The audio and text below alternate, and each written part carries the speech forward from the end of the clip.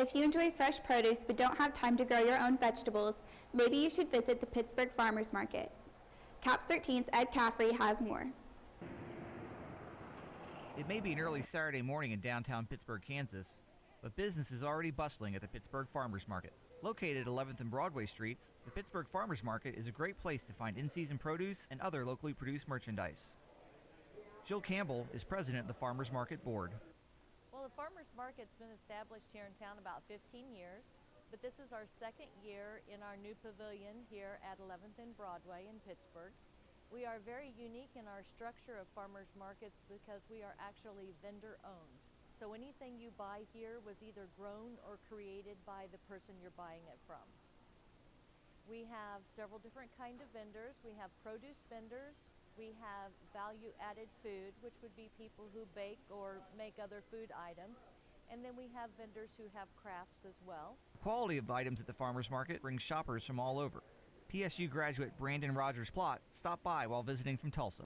We like coming to the farmers market because we like the meat. We like to be able to get hormone-free, cage-free, free range. It's healthier for us, and we also like just supporting our local farmers. They give back to the economy, and we feel that's the thing we need to do for them. There's just something about it that makes it fresher, it seems like, so that's why one of the reasons why we like to get the produce here as well, is it's got a different taste to it.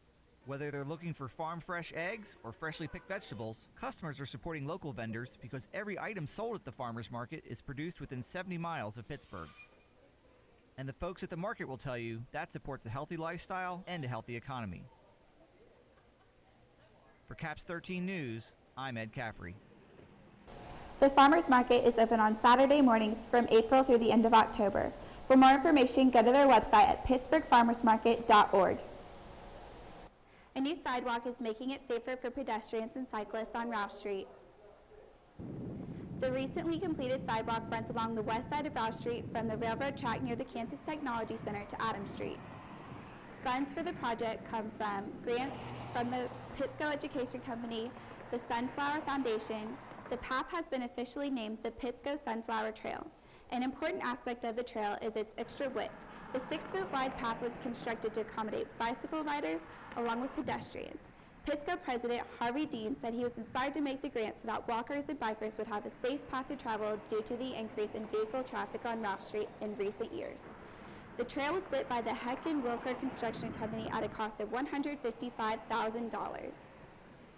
Pitt State students recently had the opportunity to enjoy a great dinner while also brushing up on their table manners. The Pittsburgh State Career Services Office hosted an etiquette dinner in the Overman Student Center. More than 100 people enjoyed a quality meal while also learning the finer points of eating dinner the polite way. PSU Professor Peggy Schneider covered topics from silverware to proper passing techniques. Schneider said many interviews take place during meals, and lessons from the etiquette dinner can give job applicants an advantage. In our fast-paced world of eating at fast food and never sitting down, we've lost the art of being able to sit and eat a meal with the proper table manners, be able to have a conversation, but yet at the same time present ourselves in the best possible light.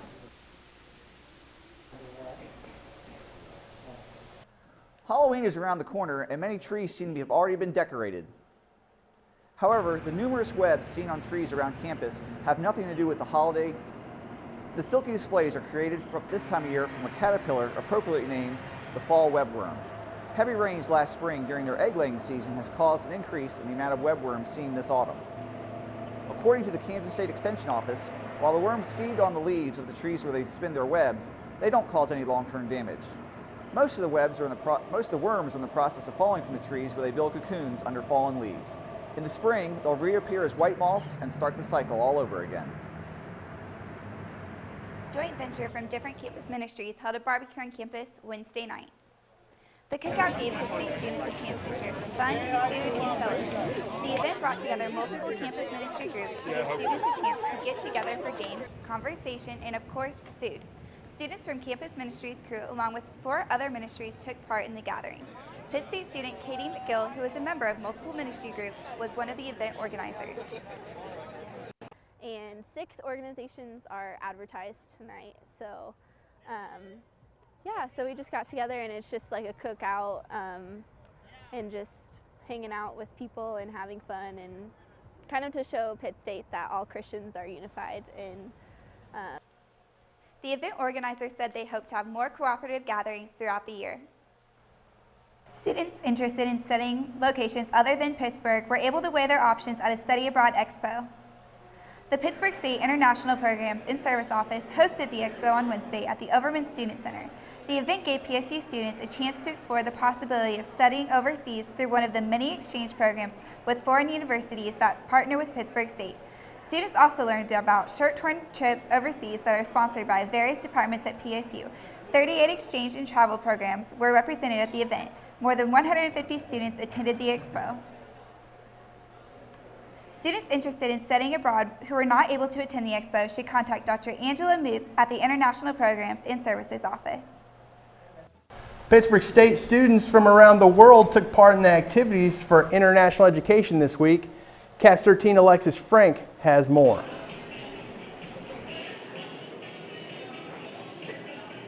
This week is International Education Week, and Pittsburgh State University is taking part in the celebration.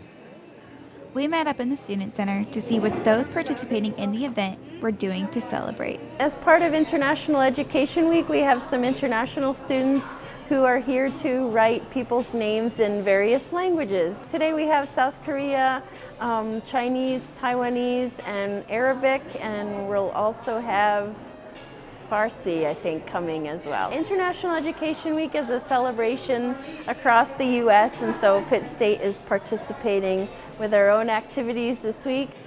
South Korean exchange student Yu Jong did her part. It's fun. I'm so glad to let people know Korean language. Iranian exchange student Vida Carmenia also helped out. We are writing foreign students' name in our language. My language is Persian. So I'm happy to introduce my language to other countries. Tomorrow night, there will be a Taste and Sounds of Nation celebration performances from 6 to 7 in Grubbs 107 and food from 7 to 8 in Whitesit Halls. For CAPS 13 News, I'm Alexis Frank. Construction on a new casino near Pittsburgh is still on hold because of an ongoing lawsuit over the bidding process on the project. Last June, the Kansas Racing and Gaming Commission awarded the Kansas Crossing Casino a contract to build a casino adjacent to Highway 69 and 160 in Crawford County. The developers began construction on the project, but soon after, a lawsuit from a group hoping to build a casino in Cherokee County halted construction.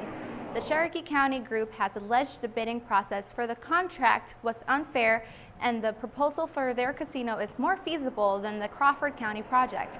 The state of Kansas gave the owners of Kansas Crossing Casino a 90-day extension to open the casino to accommodate the legal delays. According to a study conducted by the state, the new casino is expected to earn more than $35 million a year. Apier had the 5th best throw in NCAA Division II history, throwing a huge 65 feet 6 inches in the shot put at the PSU Invitational on Saturday. As well as being the outdoor track and field indoor champion, the shot put, he is also the defending champion in that regard during the NCAA during the Robert Plaster action of things. Welcome back. The Pittsburgh Jazz Band 2 and Symphonic Band put on a performance last Tuesday evening at the Bignell Family Center for the Arts. With marching season over, these two music programs give Pitt State students who are non-music majors and music majors performing with secondary instruments a good opportunity to keep on playing. Bob Keeleg conducted the jazz band, and 2 graduate students, Chris Goddard and Alex Weedman, served as guest conductors. Dr. Doug Witten conducted the symphonic band. PSU has a number of musical events scheduled in the near future, including the 42nd Annual PSU Jazz Festival, which takes place Friday, March 4th in Pittsburgh's Memorial Auditorium. Doc Stevenson, a Grammy Award trumpet player and band leader of the Johnny Carson Tonight Show, will be performing at the festival. Tickets are on sale at the PSU office in the Weed Physical Education Building. Tickets are $15 for adults, $10 for children and seniors, and free for PSU students. Developers for the Kansas Crossing Casino say a judge's ruling last week clears the way for construction to begin on a $70 million casino project in southeast Kansas. This should be ready for a business in about a year. The project, including a casino and 120-room hotel, has been held up by a lawsuit filed by Cherokee County and investors in Castle Rock Casino. This lawsuit claimed the Kansas Gaming Facility Review Board didn't follow state law when it chose Kansas Crossing over the much larger Castle Rock project. On March 31st, Shawnee County District Judge Larry Hendricks rejected Castle Rock's argument that it should have been chosen because it was the largest of the three options. Jonathan Swain, Chief Operating Officer for Kansas Crossing, said the judge's decision means construction can begin, regardless of appeals. While an attorney for Castle Rock said his clients would appeal, one Cherokee County supervisor said he feels the decision was an end to any future challenges to the project. A percentage of revenues will be paid to the city of Pittsburgh, Crawford County, and Swain said he expects Kansas Crossing to be open within a year. A dry winter has left much of Kansas back in the grip of some level of drought. Recent data drought monitor shows that nearly 75% of Kansas was experiencing some drought at the end of March. That compared with barely 2% just 3 months ago. The agency reported more than half the state is currently classified as abnormally dry, while southwest Kansas is in moderate drought. Only northern sections of Kansas and eastern sections south of Kansas City are not in some form of drought. Meteorologist Larry Ruthie with the National Weather Service office in Dodge City said many areas in the state are already showing signs of drought, and he's concerned that summer rains may not be enough to overcome the dry spring. But the National Oceanic and Atmospheric Administration's Climate Prediction Center has projected above normal rainfall the majority of Kansas over the next 3 months. The Pittsburgh State Theater is putting a modern twist on the classic play. Caps 13's Ed Caffrey has more. A group of Pittsburgh State actors have been working since January to bring Shakespeare to campus. The ensemble will bring Shakespeare's comedy The Merry Wives of Windsor to the Bicknell Performing Arts Center for 5 performances from February 25th through the 28th. Alston Van Beesler plays the title role of Falstaff and explains the plot. I bashed you on the head. What complaints have you got against me? He kind of gets an idea to court 2 married women to try to get money out of it, and they find out about it, and then just hilarity ensues. Just for a show. But Van Beesler says this isn't a typical Shakespearean play. It's Shakespeare in plain English for the rest of us. So if you're worried about the language barrier, which is very frightening, I do get it, you shouldn't worry about it. Cast member Janine Kunsek agrees that the modern language adds to the humor. About 30% of it is in Shakespearean language, and the rest of it is in what you and I would talk in, so it's pretty great, pretty understandable, pretty funny. First-time Shakespearean actor Colin Terry also thinks audiences will enjoy the comedy. I think people will really enjoy the humor. It has a lot of witty humor to it, not a lot of punchline humor. The humor really depends on the actors and the way that they see the script and the way they study the script. And thank you to Gil Cooper, our director, for helping us understand and really putting in the work in studying Shakespeare so that we as actors are able to better understand it and better portray what Shakespeare was trying to get across. For Caps 13 News, I'm Ed Caffrey.